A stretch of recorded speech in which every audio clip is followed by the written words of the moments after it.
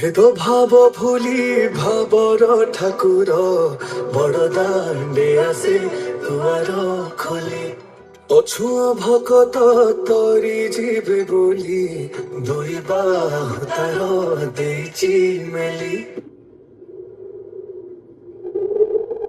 କିଛି ସମୟ ପରେ ହଠାତ୍ ଆକାଶରୁ ବିଜୁଳି ବାହାରିଲା। ଭୟଙ୍କର ପବନ ବହିବାକୁ ଲାଗିଲା। ସମୁଦ୍ରର ତରଙ୍ଗ ନୌକାକୁ ଧକ୍କା ଦଉଥିଲା। ରଘୁ ଡରିଗଲେ। ସେ ଚିତ୍କାର ହେଇ କହିଲେ, ହେ ଜଗନ୍ନାଥ, ମୋ ପିଲାମାନଙ୍କୁ ଏକା କରନ୍ତୁ ନାହିଁ। ଗୋଟିଏ ଭ୍ରମତ ଗୋଟିଏ ଚବାର ପାଇଯିବେ ଏଠି ବିଭ୍ରତ ରସ। କିଏ ନାଚେ ଏଠି କିଏ କାନ୍ଦେ ଏଠି ସବୁରି ମନରେ ଅତି ହସ।